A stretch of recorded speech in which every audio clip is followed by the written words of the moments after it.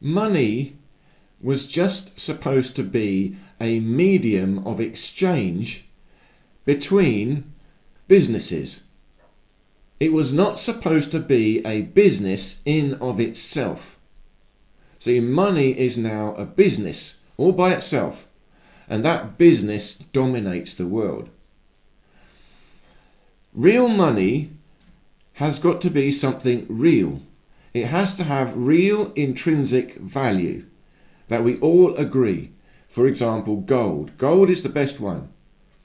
It's got intrinsic value. We've had to do some work to get it, so we value it. And it's everlasting. Gold will not tarnish. It stays the same forevermore. But of course, the only thing is, it's quite heavy. You know, it's not convenient carrying around gold. So we have to create this paper representation of gold. And that was money. Now, in theory, we should all just be able to create our own paperwork. And we just carry that around with us.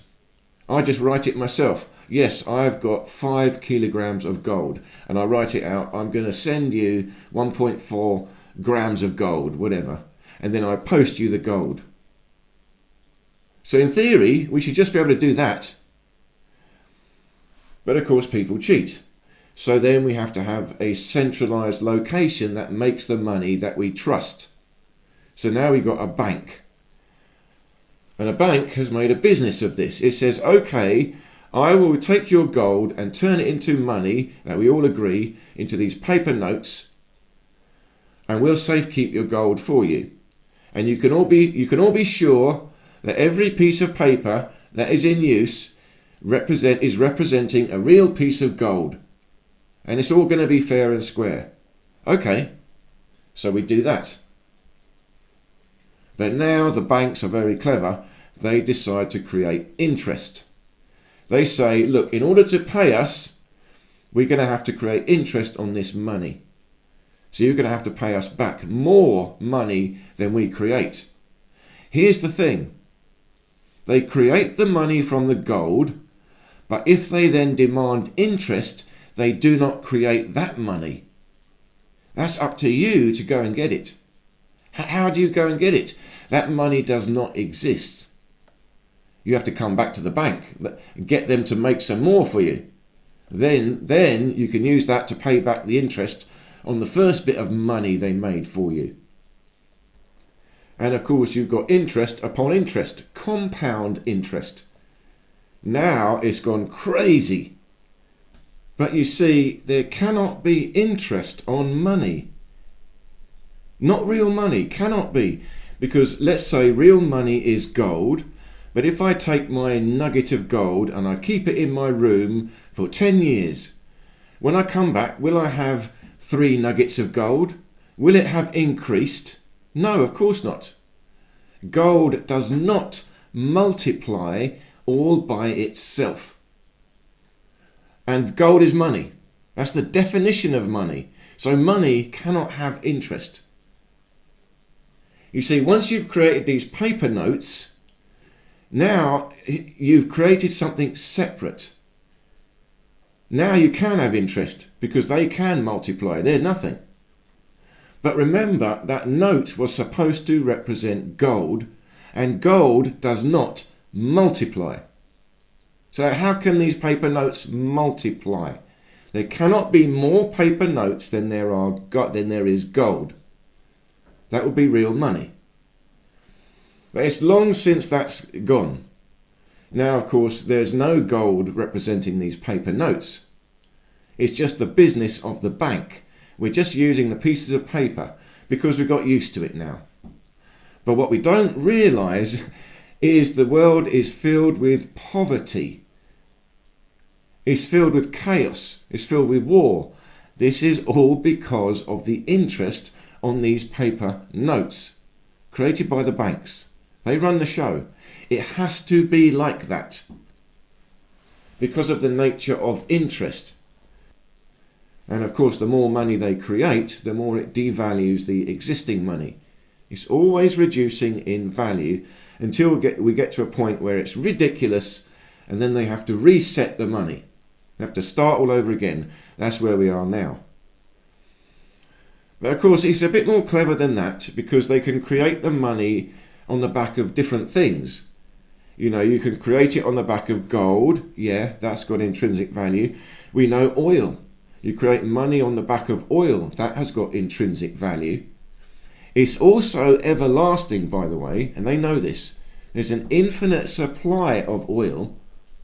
It's everlasting. It is a geological process created by the earth deep down. It's an abiotic process. So, infinite oil, infinite supply of oil, well, there's an infinite supply of money. So again, that one is slightly cheating, because gold, there's not an infinite supply. We need to have a limited supply if we're going to have this, if we want to create this fair money.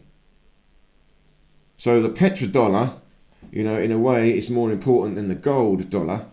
And we might not realise that, but they know that. You see, you can create money off the back of assets as well, you know, property. And they want to do more of that as well, create money off the back of natural assets. They want to tokenize, you know, places of nature, a lake, a mountain, a forest, the ocean. Tokenize it, then they can use that to create more money. This will all be the digital money. So they'll create more money off the back of assets, and they have to create these assets. But the worst one is off the back of credit. Credit means a promise. I promise to pay you later. Credit and debt, they're both the same thing. You've got to remember that. Credit sounds good, but it's really debt. You cannot have one without the other. If you have a creditor, you have a debtor. They're the same. You've got to realise that. And it just means, please create this money for me, lend me this money, and I promise I will do the work to pay you back. That's credit, and it's debt. It can only be given by a living man or woman. Someone has to do the damn work. A living being. If there's no living being, there's no credit. And they create money off the back of credit. That's the big one.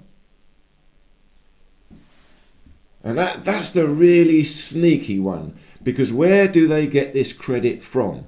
It can only come from living men and women who promise to do the work. It comes from us. We are the living men and women. But I haven't given my credit. Yes, I have. It's all in the birth certificate. But it's still worse than that. You see, the way they do it, you need to have signed something. You need to agree to credit. If you're going to say, lend me this money, I promise to do the work, I have to personally make that promise. And I have to put my mark. I have to do something to show, yes, I make the promise. Even if I swear an oath, I swear an oath. I do this, I will do this. But we haven't done it. We haven't done that. They've done it in the birth certificate. But how? How? When you are born, they need to create credit. Remember, they need credit from you. First of all, they need to be able to create more money. But they also need someone, a real living man or woman, to pay back the debt. They need to create credit, and they need to create debt. They need to recall the debt at the same time. How can you do that? Well, they make us. We are both the creditor and the debtor. They make us both. He's so crafty. So when you were born, you are now a new life, a new potential to do a lot of work in your life. So they make a judgment. You're going to be worth so much. And they give you some money. You know, they ascribe a value to you. Put that, you know, that's your birth certificate. And it's made into a financial instrument. It's a bond. They give it a value. And there's an insurance policy also on that value. We know that national insurance is connected to it. It's a real thing. You can research all this, find it out. But at the same time, they need you to be the one to pay back the debt. So they have to also make you the debtor. And they do this by creating another birth certificate. So you have one certificate, which is your certificate of live birth. You're the creditor. But that one, you don't see. That one's whisked away. Now it's all probably done on the computer. And it's more crafty than that. There's more details to do it. It's to do with the placenta. There's so much to it. But just give you the financial way. And then you have a second certificate, which is really a death certificate. That one is the one they give you, and it's called your birth certificate. But remember, it also says on there, this is not proof of identity. And it also says copyright of the Crown Corporation. So they own this. And that's the one that they make into a corporation, a business. And that one is the debtor. And that's the one they give you. So you think that's you. They don't tell you about the live certificate, the one that created the credit. Here's the deception. Now really, if they're going to do this, they should tell us. At least tell us, here's your live certificate, here's your corporate certificate. But of course they don't. And again, the problem is they know they're not supposed to break the law. And this is really just, I don't want to use the full word, but it's enforced servitude, enforced service. And we're bought into it. They know it is, but they can't say it is. They can't break the law. So they do it in this crafty legal way. And what they're saying is, okay, you are really a living being. We have to acknowledge that. So we can't just say, yeah, we own you. We can't just say that, no, you belong to us, now you work for us forevermore. They can't say that. It's too obvious. So what they say is they step back and say, okay, we're going to create a trust. A trust. Yeah, you are a living being, we know that. But, you're only a baby, so we will create a trust for you, and we will look after that trust. And in that trust, we will put the money, the bond, that is your birth certificate, your credit. We'll put it in this trust fund, and we will, trade it and grow the trust fund for you. And when you grow up, that trust fund is going to be there for you. Of course, they don't tell you any of that. But legally, that's what they're doing. So they're not taking it. They are just operating a trust, looking after your estate. That seems very nice. And it is. It's worth hundreds of millions. And you can look this up. People have done it.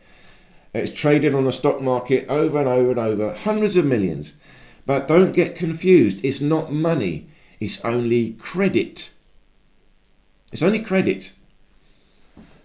But it can be used. They use that credit to do all sorts of things. And so can we, in fact. We can use it. But it's not so much that you can just get, $100 million. No, you can't get it. But you can use it. You can access it. We'll come to that in time. But they don't tell you that. They tell you you're the other side. You're the debtor. You see, once you've created a trust, again, that is a thing in law. There's a real law is trust. There is that. But remember, I've talked about this. Real law is natural. You don't even need any paperwork for real law. Higher sovereign beings will be able to look each other in the eye, shake hands, and they know this is true. We're not going to break our promise. But in this world, we need paperwork. And a trust is going to be real law.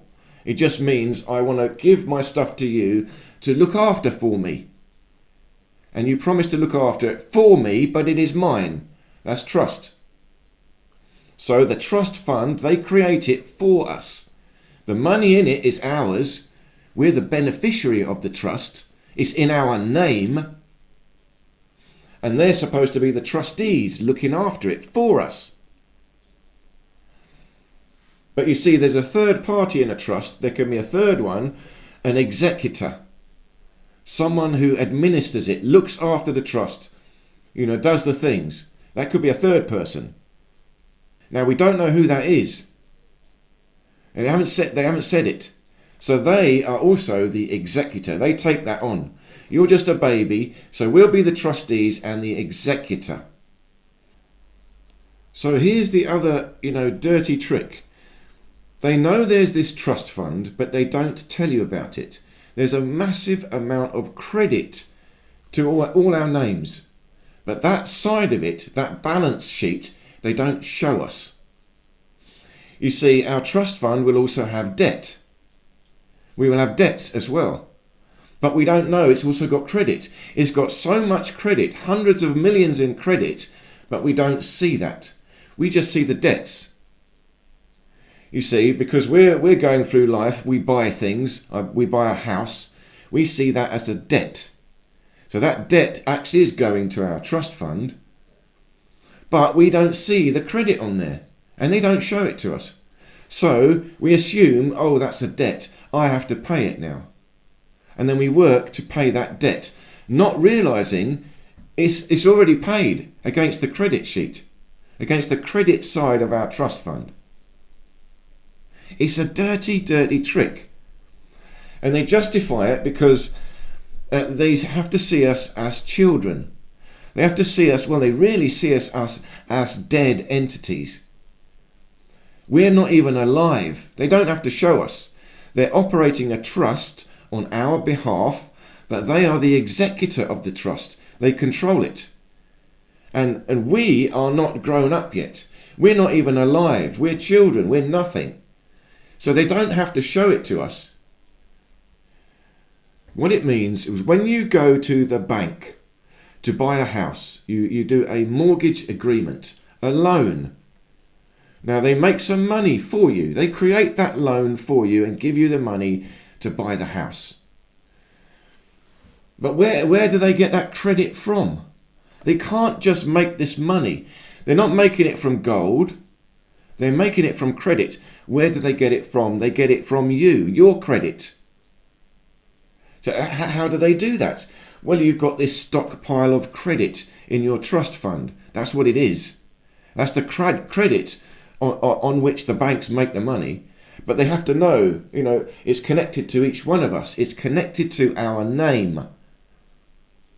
They have to balance the books. So each one of us will have a different amount in our trust fund. It's all varied. But like I said, they don't show us that side of the balance sheet. So the mortgage company will go into our trust fund, take out the money, create it. They use that credit to create the money, then they give it to you. But when they give it to you, they show it to you as a debt. It's on the debt side. But really what they're doing, and then they charge you interest on the debt. Now, first of all, it's not a debt.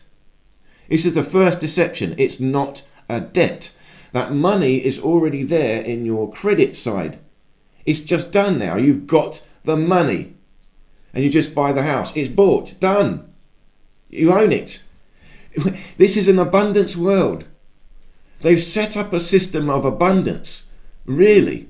But they're hiding the abundance and deceiving us to create poverty, to create this world of servants, so they can live at the top and we all live at the bottom.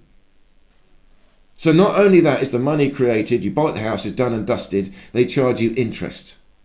And really what they're doing is charging you for the service. Remember, the bank is now a business. It's doing a service for you. What is the service? The service is, yes, I will create some banknotes, some dollars for you.